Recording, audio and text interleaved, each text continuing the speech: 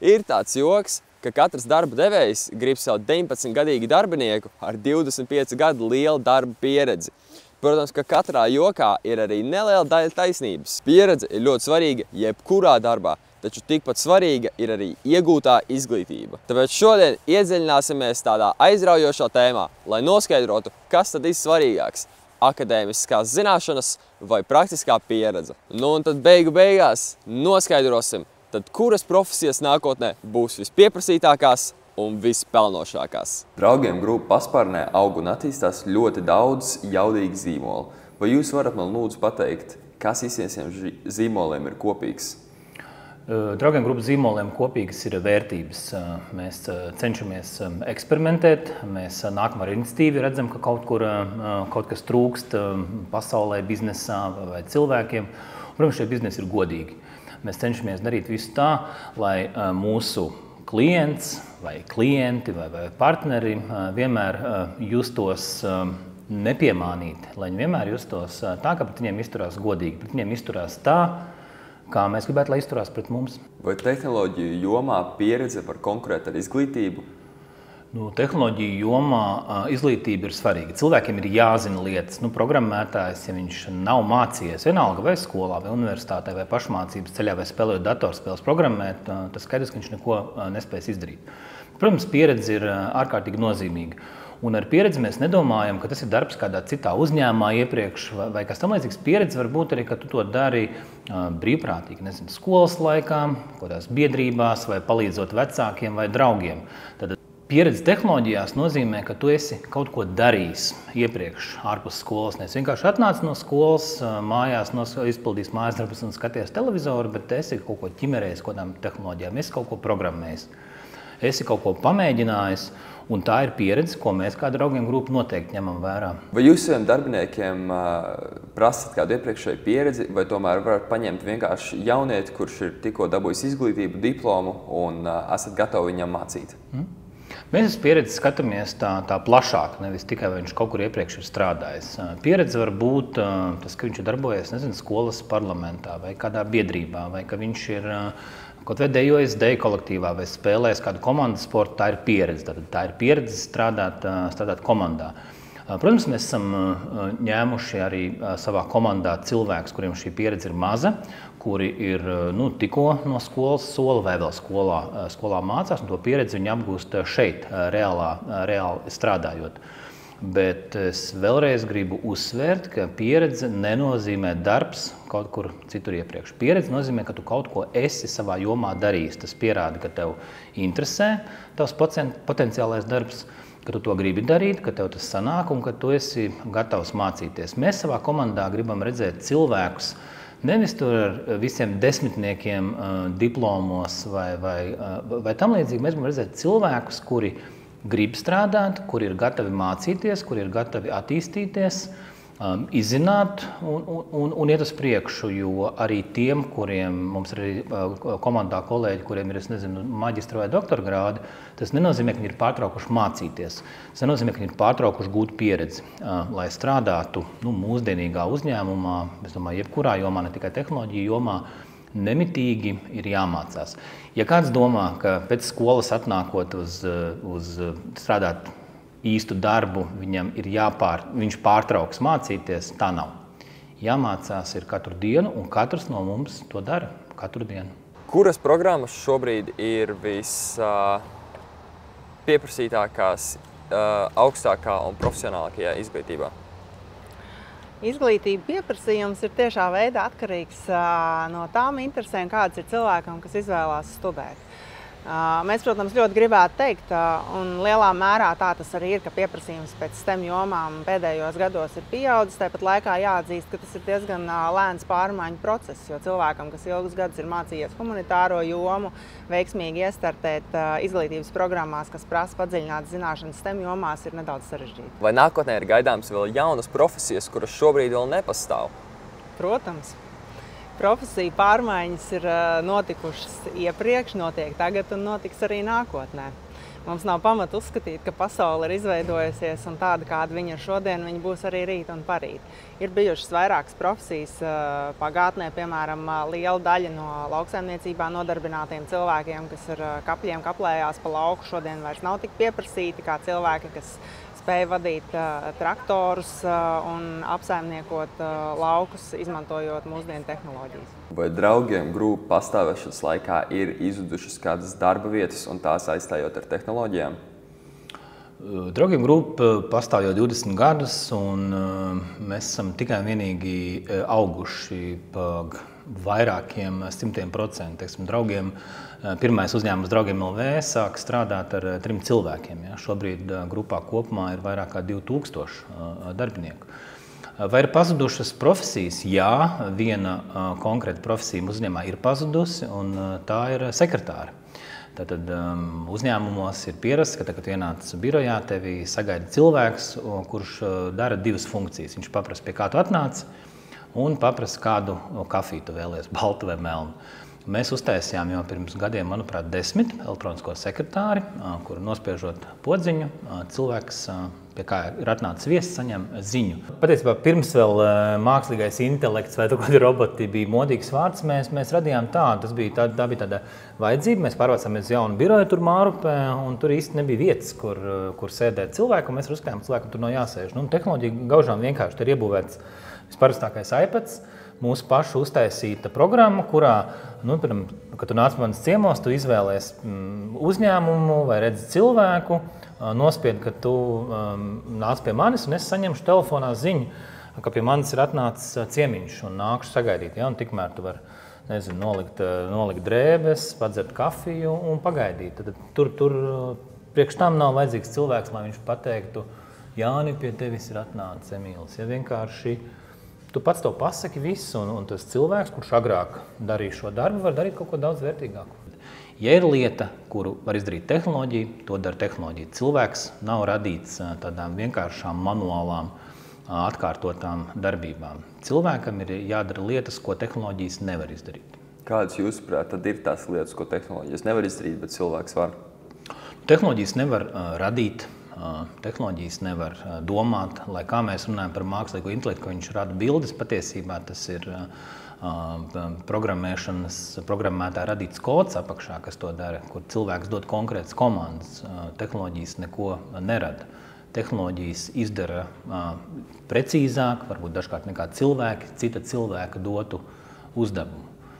Un, ja mēs agrāk atceramies, bija jāsūta vēstule, liekot aploksnē, rakstot ar roku, jāsaloka papīrs, jāuzlīmē pastmarki, jāiemet paskastītē, tur pastnieks viņu paņem, aiznes uz šķirošanas centru, sūta tālāk un kādas tur vēl nedarbības veids. Tagad mēs esam iemācījušies vēstules sūtīt paši, to sauc par e-pastu vai saziņas platformām. Tāpēc lietas, kuras tehnoloģijas var izdarīt, tām cilvēkam nevajadzētu ķerties klāt. Un es arī aicinātu jaunos cilvēkus, kad viņi izvēlās savu nākotnes profesiju, padomāt, vai tiešām šī ir tā lieta, kam viņš mācījās, pieauga, lai, piemēram, kļūtu par šoferi. Agri vai vēlu automašīnas brauks pašas, tas jau zināmā mērā notiek. Un vai šoferis ir nākotnes profesija? Es domāju, ka nē. Vai noliktavas darbinieks ir nākotnes profesija? Es domāju, darbinieks, kurš paņem kaut kādu paciņu un aiznes kaut kādā noteiktā vietā. Es domāju, ka nē. Bet nākotnes profesija ir domāt, radīt inovācijas. Pie daudzām inovācijām mēs esam jau pieraduši, piemēram, pie tādām kā elektrība, internets vai GPS sistēmas. Pie tā mēs esam pieraduši, bet to ir radījuši cilvēki. To neradīja tehnoloģijas. Tāpēc ir jādomā, kā veltīt savu dzīvi tam, ka tu spēsi kaut ko izdomāt, radīt un ieviest. Un pie mums ir tāds teiciens, ja tevi kaut kas dzīvē ļoti kaitina, tad iespējams tā ir tava nākamā biznesa ideja. Un apskatāmies, kas mūsu dzīvēs ir netik labi sakārtots, inovatīvi to sakārtojam. Un lūk, biznesa ideja jau uz galda. Vai pieprasīta profesija automātiski nozīmē arī labu atalgojumu? Darba tirgu dažkārt tiek pieprasītas profesijas, kur ir nepieciešami daudzskaitlīgi cilvēki, jo īpaši vienkāršāku darbu darīšanai. Šie darbi nevienmēr ir labi atalgoti, un tas savā ziņā ir skaidrojams arī ar nepieciešamību ekonomikai pārorientēties. Piemēram, ja mums ir nepieciešami noliktavā strādnieki, kas var kastes pārvietot no vienas vietas uz otru vietu, tad šie cilvēki var būt pieprasīti, vai mazumtirdzniecības sektora pārdevēji. Tāpat laikā tas pienesums, ko viņi dod uzņēmumu, nav tik liels, lai viņiem spētu maksāt konkurētspējīgu atalgojumu. Viena no jomām, kas saskarsies ar būtiskām pārmaiņām tuvākā nākotnē, būs viss, kas ir par un apsaistīts ar sudraba ekonomiku, tā saucamajām precēm un pakalpojumiem, kas ir nepieciešami vecāku gadagājumu cilvēkiem. Šobrīd aprūpētāji, sociālie darbinieki nav, diemžēl, tik labi atalgoti, kā viņi būtu pelnījuši. Tāpat laikā jāatzīst, ka pieprasījums pēc viņiem ir milzīgs un nākotnē noteikti paredzams arī, ka pieaugs.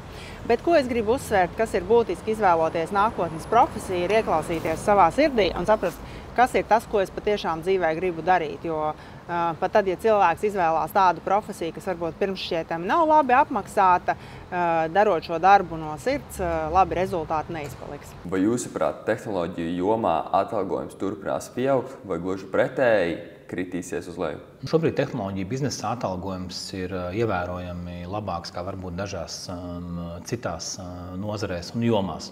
Tas ir tāpēc, ka programmētāji un inženieri trūkst. Un attiecīgi, lai šo trūkumu piepildītu, viņiem tiek maksāts ievērojami vairāk kā citiem speciālistiem. Ir arī otra problēma. Ļoti daudzi jaunieši, ja precīzāk sakot, viņu vecāki, viņus mudina doties studēt programmēšanu vai tehnoloģijas, tāpēc, ka tur ir nauda. Tāds ir uzskats. Tikai viena nianse. Tehnoloģiju uzņēmumiem nevajag vienkārši programmētājus vai inženierus. Viņiem vajag labus programmētājus un labus inženierus. Un es atceros, kad es pirms 20 gadiem studēju, tajā laikā bija modē tādas profesijas kā ekonomists, uzņēmuma vadītājs, jurists, jo tajā laikā visiem likās, ka tur ir nauda. Visi bija redzējuši kinofilmas, kā juristi braukā sarkaniem Ferrari, un ekonomika vispār skan pēc naudas, un tāpēc bija uzskats, ka tās ir tās modīgās profesijas. Jā, šobrīd programmētāji vai jebkāda, teiksim, tāda tehnoloģiju zinātāja profesija ir ārkārtīgi pieprasīta. Gan arī katra koledža, gan arī katra augstskola to nodrošina. Un dažkārt cilvēkiem liekas, es izmācīšos tur 3 gadus atsēdēšu, dabūšu diplomu un viss, man dzīvē vairs nekā nav jādara. Tā nav.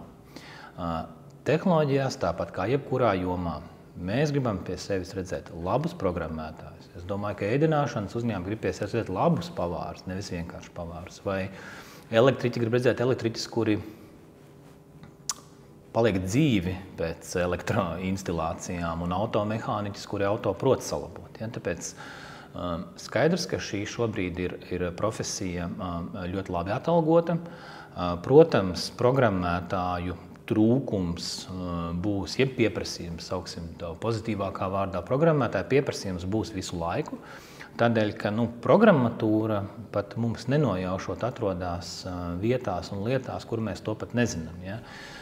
Programmatūra nav tikai datorā vai serveros vai kaut kādās viedierīcēs, bet programmatūra ir visparastākajā kalkulatorā, programmatūra ir veļas mašīnā, programmatūra ir automašīnās un grūti nosaukt īstenībā priekšmetu mūsu sadzīvē, kur nav programmatūra. Tāpēc, ja kāds vēlas labi pelnīt, es iesaku studēt tehnoloģijas, bet ar vienu nosacījumu. Ja tas interesē, ja tas patīk, un ja tā ir lieta, ko tu gribi dzīvē darīt. Jo, ja tas ir vienkārši tāpēc, ka tur var nopelnīt, bet man tas neinteresē un nepatīk, tad tu nebūsi labs programmētājs, un tad tu arī labi nepelnīsi.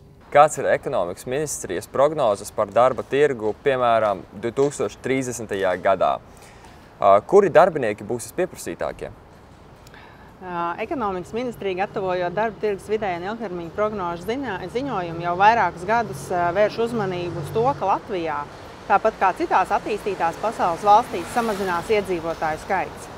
Attiecīgi tas nosaka, ko? Tas nozīmē to, ka, ja mēs gribam saglabāt vismaz tādu pašu dzīves līmeni kā līdz šim, tad vienam iedzīvotājam nākotnē būs jāspēj saradīt lielāka iekšzemes koprodukta daļa nekā līdz šim. Turklāt tās pārmaiņas būs tik lielas, ka mums būs nepieciešams investīcijas produktivitātē, lai strādātu gudrāk, nevis vairāk, jo vienkārši nostrādājot esošajā produktivitātes līmenī vairāk stundu, nepieciešamos izaugsmes tempus nodrošināt nevarēs. Mēs jau šobrīd redzam, ka visapkārt mums attīstās un ļoti strauji dažādas tehnoloģijas, kas sekmē ne tikai ekonomikas attīstību, bet rada jauns izaicinājumus darba tirgū. Ikvienam no mums būs jāspēj pielāgoties tehnoloģiju attīstībai, mums būs jāiemācās tās apkalpot, pielietot, lai ražotu arvien jaunus produktus. Lai gan izglītības sniedz stabilu pamatu jaunu prasmju apguvei, praktiskā pieredze ir un būs būtiska veiksmīgai karjeras attīstībai. Balanss starp teoriju un praksi kļūs arvien nozīmīgāks, un iespēja gūt pieredzi un profesiju mācību laikā var būt liels ieguvums. Tāpēc es aicinu visus jauniešus sakot līdz darba tirgus tendencēm, lai varētu attīstīt sevī tās prasmes un īpašības, kas tev nākotnē varētu noderēt, lai atrastu savu īsto profesiju.